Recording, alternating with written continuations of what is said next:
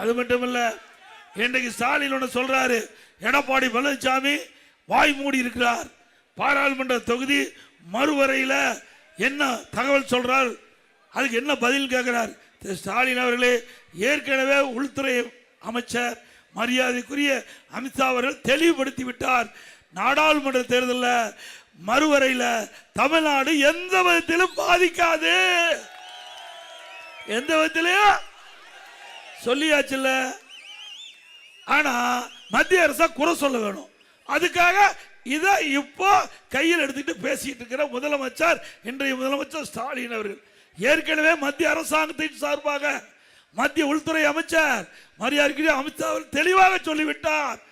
நாடாளுமன்ற தேர்தல், பாராளுமன்ற தொகுதி மறுவரையில் தமிழகத்தில் எந்த விதத்திலும் பாதிக்காது பாதிக்காது பாதிக்காது. இதுக்கு மேலே நீங்க பேசுனா இது இல்லைன்னு தான் அர்த்தம். வேற என்ன செய்ய முடியும்? உண்மைதானே? ஆக ஸ்டாலின் தோல்வி பயம் வந்துட்டது. தோல்வி பயம் நிச்சயமா தோல்வி பெறுது உறுதி. அதனால தோல்வி பயத்தில் ஏதோ பேசிட்டு வராரு. ஆனா அத்தனையும் பொய். அப்புறம் எடப்பாடி பழனிசாமி மொழிக் கொள்கையில் என்ன செய்வார்னு நீதாப்பா ஏற்கனவே அந்த காலத்திலேயே யார் கொண்டு வந்தது? காங்கிரஸ் ஆட்சி மத்தியில் இருக்கின்ற பொழுதுதான் இந்திய எதிர்ப்பு போராட்டம் நடந்ததா இல்லையா? உண்மைதானுங்க. இந்திய எதிர்ப்பு போராட்டத்தில் மொழிக்காக பல பேர் உயிர் தியாகம் செஞ்சு மொழி போர் தியாகிகளுக்கு நாம் அஞ்சலி செலுத்திட்டு இருக்கிறோம். அப்படி இருக்கும் போது காங்கிரஸோட தான் நீங்க கூட்டணி வச்சிருக்கிற. உண்மைதானே? யாரோட கூட்டணி? எந்த ஆட்சி காலத்தில் இந்த இந்திய எதிர்ப்பு போராட்டம் வந்தது?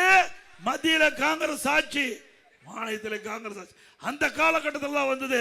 அப்படிப்பட்ட கட்சியோட கூட்டணி வச்சுக்கிட்டு மும்மொழி கொள்கை பத்தி நம்மகிட்ட பேசுறார்.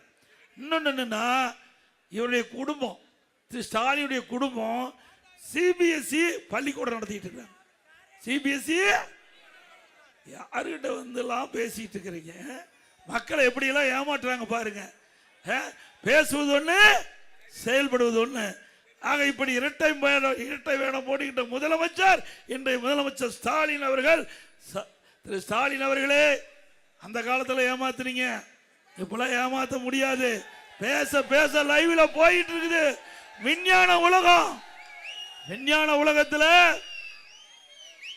நீங்க சொல்ற பொய்யெல்லாம் உண்மையாகாது.